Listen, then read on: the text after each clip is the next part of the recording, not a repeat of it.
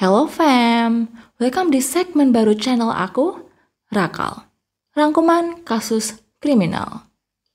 Kalau biasanya di segmen PKK kita bahas tentang kasus kriminal secara detail dan lengkap, di segmen Rakal ini kita bakalan bahas tentang kasus-kasus kriminal secara lebih ringkas dan padat. Tanpa perlu berlama-lama lagi, langsung aja ke pembahasannya. I hope you're ready.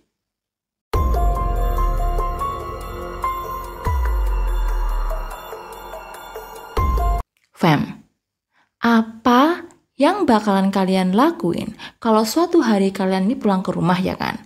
Terus waktu kalian pergi ke kamar mandi, kalian ngelihat ada banyak banget potongan tubuh manusia yang tercecer di lantai kamar mandi kalian. Apa kalian bakalan panggil polisi? Atau mungkin minta pertolongan orang terdekat? Justin Barnett tinggal di Alabama sama pacarnya yang bernama Sheila Horton. Pada saat kejadian ini, waktu itu umur dia masih 23 tahun. Dan dia terakhir terlihat pada tanggal 3 Juni 1995. Sebenarnya waktu malam itu dia tuh punya rencana mau pergi ke suatu pesta. Dan dia pun pinjem mobil pacarnya buat pergi ke sana. Jadi pacarnya ini nggak ikut. Sebelum pergi ke pesta itu, dia itu mampir dulu ketemuan sama teman-temannya buat minum-minum. Nah, di tengah-tengah mereka waktu ngumpul-ngumpul ini, si Justin itu pamit ke teman-temannya, aku duluan ya mau ketemuan sama temanku yang ada di sana, tapi ntar aku balik lagi kok. Dia bilang gitu ke teman-temannya. Setelah beberapa saat berlalu, udah lumayan lama ya, Justin ini kok nggak balik-balik ya? Teman-temannya pada mikir gitu. Tapi palingan dia pulang duluan. Jadi ya akhirnya mereka nggak ada pikiran aneh-aneh karena mereka mikir Justin tuh udah pulang ke rumah. Sedangkan Sheila, pacarnya Justin, waktu dia lihat malam itu Justin tuh nggak pulang-pulang, dia itu mikir kayak, palingan ini lagi have fun sama temen-temennya. Dasar cowok kebiasaan. Kalau lagi ngumpul sama temen-temennya pasti lupa waktu. Itu yang ada di pikirannya Sheila. Nah tapi keesokan harinya, ketika orang-orang yang ada di sana itu lihat Justin kok gak balik, gak ada satupun di antara mereka yang tahu Justin itu di mana. Akhirnya Justin pun dilaporkan menghilang. Beberapa hari kemudian, mobil pacarnya Justin ini ditemuin, sedangkan Justin tetap gak kelihatan di mana-mana. Jadi dia tetap menghilang dan kasus ini tetap gak terpecahkan. Sampai akhirnya 20 tahun kemudian, pada bulan Januari 2015, ada seorang pria bernama Jonathan Abney yang tiba-tiba datang ke polisi dan memberikan suatu pengakuan karena dia terus-menerus dihantui oleh rasa bersalah. Waktu kejadian hilangnya Justin, Jonathan masih umur 18 tahun. Nah, malam itu waktu dia pulang ke rumah pada tanggal 3 Juni 1995 dan dia pergi ke kamar mandi, dia melihat suatu pemandangan yang bikin dia itu pengen teriak dan pingsan. Karena di sana dia melihat ada banyak sekali potongan-potongan tubuh manusia yang tercecer di lantai kamar mandi. Jonathan sebenarnya tinggal di rumah itu bersama kakaknya yang bernama Trisha dan pacar kakaknya yang bernama Jeff Martin. Nah, pada malam itu sebenarnya Jonathan ini tuh disuruh sama kakaknya buat main di luar. Suruh nggak di rumah gitulah, karena alasannya dia itu pengen berduaan sama pacarnya. Ternyata mereka berdua ini sedang merencanakan suatu tindakan kejahatan. Awalnya mereka berdua ini cuman berniat buat ngerampok Justin aja. Tapi entah apa yang terjadi, mereka berdua ini akhirnya kebablasan sampai akhirnya mereka menusuk Justin dan akhirnya Justin pun kehilangan nyawanya. Jonathan juga bilang bahwa akhirnya mereka bertiga membuang tubuh Justin ke hutan. Setelah mendengarkan pengakuan dari Jonathan ini, akhirnya pihak polisi pun mengamankan Trisha. Dan Trisha akhirnya dijatuhi hukuman penjara seumur hidup. Sedangkan Jeff, sebelum polisi sempat mengamankan dia udah mutusin buat bundir. Jadi pada akhirnya, cuman Trisha doang yang mendapatkan hukuman di penjara. karena si Jeff ini bundir. Sedangkan Jonathan, karena dia udah ngasih semua pengakuan itu ke polisi, dia pun akhirnya dikasih immunity dan dibebaskan dari semua tuntutan hukum.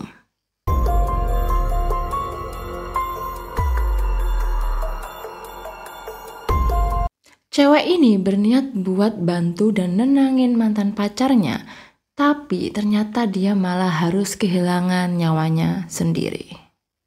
Lauren Ashley berasal dari Wayland, Massachusetts. Pada saat kejadian itu, dia masih berumur 18 tahun. Nah, Lauren ini punya pacar yang namanya Nathaniel Fujita. Mereka berdua tuh udah pacaran dari SMA. Tapi meskipun begitu, hubungan mereka berdua tuh putus nyambung dan Lauren ini udah beberapa kali minta putus ke Nathaniel. Tapi Nathanielnya nggak mau. Akhirnya setelah 3 tahun pacaran, Lauren mutusin buat mengakhiri hubungannya sama Nathaniel. Dan setelah dengar keputusan dari Lauren itu, Nathaniel tuh langsung galau, sedih, stres, depresi. Bahkan teman-temannya bilang setelah Nathaniel tuh putus sama Lauren, dia itu kerjaannya tiap hari cuman bengong, diam, ngelamun. Bahkan ngelakuin kegiatan yang dulunya dia suka aja dia tuh jadi kayak kehilangan semangat. Nah, suatu hari ketika ada acara graduation, acara kelulusan, Nathaniel tuh cemburu berat ketika dia tuh ngelihat Lauren lagi ngobrol sama cowok lain. Saking cemburunya, dia tuh sampai emosi, dia pergi keluar, terus dia tinju tenda yang isinya itu ada banyak orang-orang lagi ngumpul. Sampai tendanya tuh roboh. Dan dia sampai akhirnya si Nathaniel tuh disuruh pergi dari acara itu. Pokoknya Nathaniel tuh jadi stres banget, dia tuh kerjanya cuma minum-minuman keras, terus ngerokok. Ibunya sampai khawatir banget dan bawa Nathaniel ini tuh pergi ke psikiater. Tapi ternyata nggak ada perubahan apa-apa. Dan karena kepikiran tentang anaknya, akhirnya ibunya itu minta tolong ke Lauren buat nemuin Nathaniel supaya bisa ngobrol dari hati ke hati gitu. Mungkin dia berharap ntar kalau yang ngomongin Lauren mungkin bakalan didengerin gitu. Dan ya akhirnya Lauren setuju. Jadi akhirnya tanggal 3 Juli 2011, Lauren pergi ke rumah Nathaniel buat ketemu sama dia. Sesampainya di rumah Nathaniel, dia itu diajak pergi ke garasi. Dan sesampainya di garasi, tiba-tiba Nathaniel itu mencekik leher Lauren menggunakan tali bungee. Dan setelah itu Nathaniel mengiris leher Lauren. Pada akhirnya Lauren pun kehilangan nyawanya. Setelah itu Nathaniel bawa mobil Lauren ke Town Beach. Terus dia buang kunci mobil Lauren di sana. Terus dia balik lagi ke rumah dan masukin tubuh Lauren ke bagasi mobilnya. Setelah itu dia buang tubuh Lauren ke tempat sepi yang ada di sana. Keesokan harinya setelah Lauren nggak pulang-pulang ke rumah, keluarganya ya jelas panik dan khawatir. Jadi mereka akhirnya panggil polisi.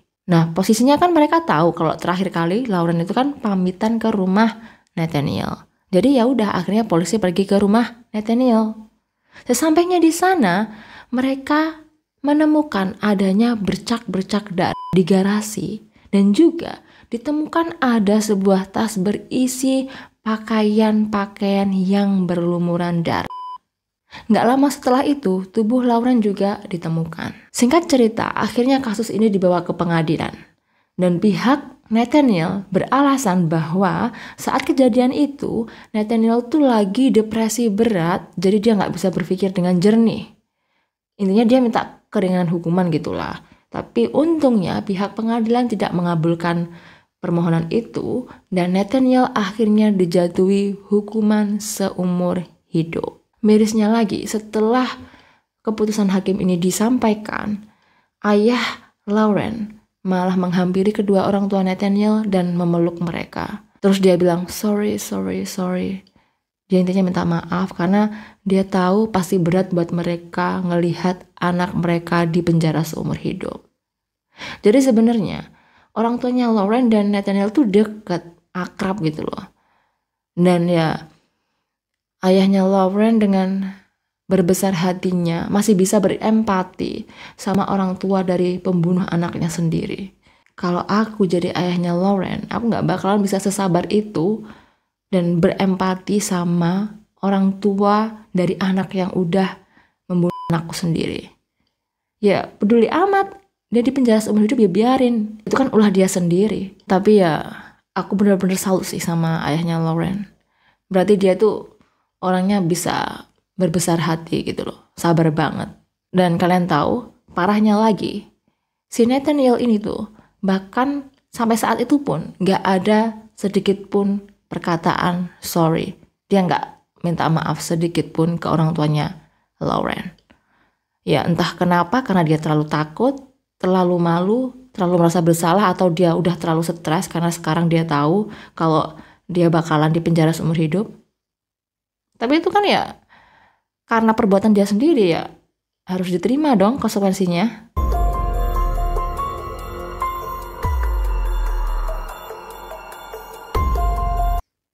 Makeup YouTuber ini membuang kedua bayinya ke tempat sampah sampai akhirnya kedua bayi itu kehilangan nyawanya.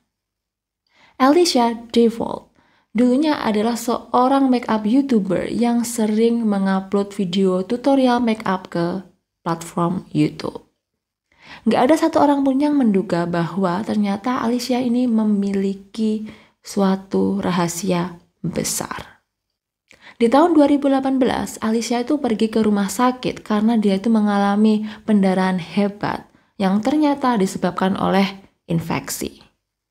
Setelah mendapatkan transfusi darah dan diperiksa oleh dokter, ternyata ada sisa plasenta di dalam rahim Alicia. Dan ketika ditanya tentang plasenta itu, Alicia bilang bahwa dia nggak tahu apa-apa dan itu nggak habis hamil. Nah, dengar pernyataannya Alicia, pihak rumah sakit langsung menghubungi polisi. Karena nggak mungkin ada plasenta kalau dia nggak habis hamil. Yang berarti Alicia itu sedang menyembunyikan sesuatu. Ketika diinterogasi oleh polisi, awalnya Alicia ini nggak mau ngaku. Dia tetap bilang kalau dia tuh nggak habis hamil.